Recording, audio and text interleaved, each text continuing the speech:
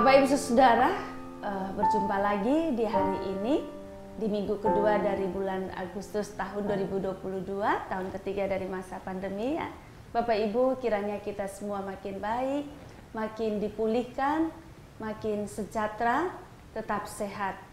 Nah, mari kita berdoa sebelum kita membaca firman Tuhan.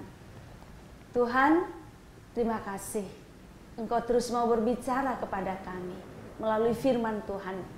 Kiranya firman Tuhan memberikan penghiburan, kekuatan, dan arahan bagi kami. Terima kasih. Di dalam nama Tuhan Yesus kami berdoa. Amin. Bapak Ibu, saya mengajak kita untuk membaca dari kitab 2 Tawarikh pasal 33 ayat 12 dan 13. Dalam keadaan yang terdesak ini, ia berusaha melunakkan hati Tuhan Allahnya. Ia sangat merendahkan diri di hadapan Allah nenek moyangnya dan berdoa kepadanya. Maka Tuhan mengabulkan doanya dan mendengarkan permohonannya. Ia membawanya kembali ke Yerusalem dan memulihkan kedudukannya sebagai raja. Dan Manasye mengakui bahwa Tuhan itu Allah. Demikian jawab pembacaan firman Tuhan. Yang berbahagia adalah setiap kita yang mendengarkan firman Tuhan, memelihara serta melakukannya dalam kehidupan setiap hari. Bapak Ibu, atas bacaan ini saya memberi tema pemulihan setelah pertobatan. Pemulihan setelah pertobatan atau dipulihkan setelah bertobat. Nah, Bapak Ibu Saudara, perikop ini berbicara tentang Raja Manasye. Manasye ini ketika naik menjadi raja usianya 12 tahun, masih sangat muda ya. Lalu kemudian ia menjadi raja selama 55 tahun, atau dengan kata lain ia memerintah selama 55 tahun. Lama juga ya, 55 tahun loh Bapak Ibu.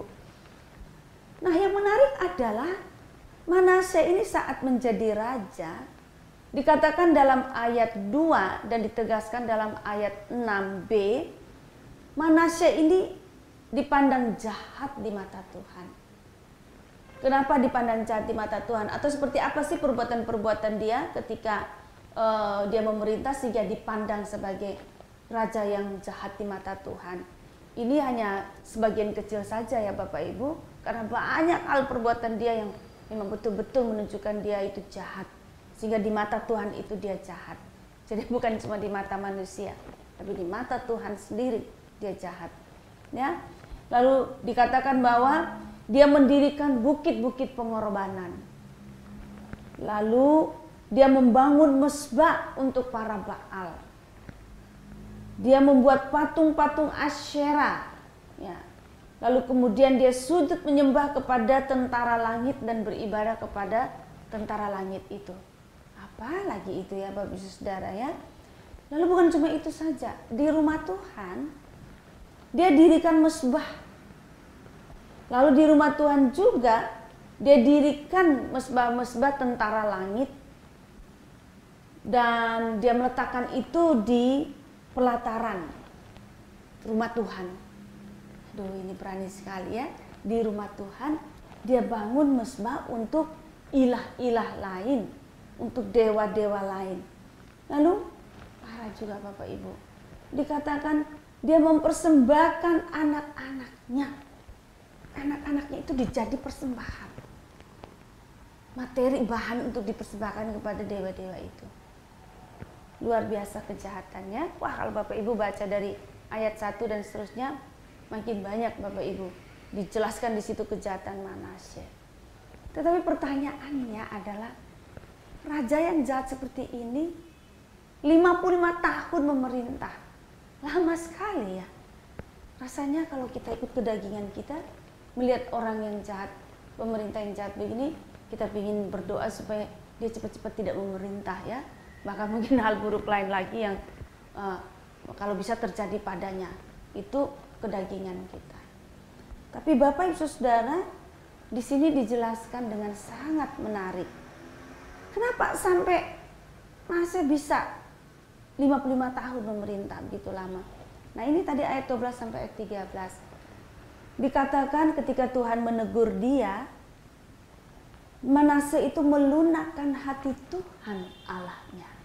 Jadi memang secara pribadi dia mengakui ini Allahnya, ayahnya Hizkia itu bukan cuma Allah ayahnya, tetapi menjadi Tuhan dia juga, Allah dia juga. Jadi dia memang nampaknya di sebagian dalam dirinya itu dia mengakui Allah sebagai Tuhannya. Allah ini yang diperkenakan oleh ayahnya. Nah, tetapi itulah kekurangannya dia di tempat lain itu, memberi peluang pada penyembahan-penyembahan yang lain. Tapi ketika Tuhan Allah marah, dia nggak mengeraskan hati, ya, tidak pergi meninggalkan Tuhan begitu dengan sombong dan pongah, tetapi sebaliknya dia datang melunakkan hati Tuhan. Lalu ditegaskan lagi bahwa ia sangat merendahkan diri di hadapan Allah nenek moyangnya. Jadi ini Allah turun-temurun dan dia mengangkat dia juga bahwa dia mengakui bahwa itu Allahnya, dan ketika dia ditegur dia sangat merendahkan diri, sangat merendahkan diri. Lalu kemudian dia berdoa. Kemudian dikatakan bahwa Tuhan mendengarkan doa Manasye dan Tuhan mengabulkan doanya. Lalu Tuhan membawa dia kembali ke Yerusalem, memulihkan keadaannya sebagai raja. Jadi ternyata di dalam kehidupan Manasye yang jahat ini terjadi pertobatan, ya. Sampai di ayat yang ke-13 mengatakan, dan Manasye mengakui bahwa Tuhan itu Allah. Jadi dalam peristiwa buruk dia, Allah menghukum dia, lalu dia melunakkan hati Tuhan, sangat merendahkan diri, sampai dia semakin diteguhkan bahwa Tuhan itu Allah. Jadi tidak ada Allah-Allah yang lain, hanya Tuhan itu Allah gitu. Perjalanan buruknya itu meneguhkan dia bahwa Tuhan itu Allah. Di situ kenapa sampai terjadi demikian? Karena ketika dia berdosa, dia bertobat, Allah memulihkan keadaannya. Jadi Allah pulihkan Manasye setelah Manasye bertobat. Firman ini juga mau mengajak kita semua Bapak Ibu. Memang kita orang lemah, kadang kita jatuh, kadang kita berdosa, kadang kita bersalah, kadang kita tidak setia kepada Tuhan. Tetapi jangan tetap terkungkung di dalam ketidaksetiaan dan kejatuhan kita. Mari belajar seperti Manasye. Tuhan selalu membuka dirinya untuk kita datang kepadanya dengan sungguh-sungguh, dengan setulus hati, bertobat, melepaskan diri dari semua perbuatan yang jahat, kembali kepada Tuhan, datang kepada Tuhan.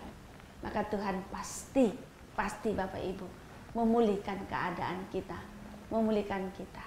Dikatakan bahwa Tuhan mendengarkan doa Manasye, lalu Tuhan mengabulkan doanya, membawa dia kembali ke Yerusalem dan memulihkan jabatan raja kepada dirinya, ya, memulihkan kedudukannya sebagai raja. Mari Bapak Ibu, Tuhan selalu membuka pintu untuk kita datang, bertobat, dan Ia siap memulihkan kita. Tuhan menolong kita semua. Amin.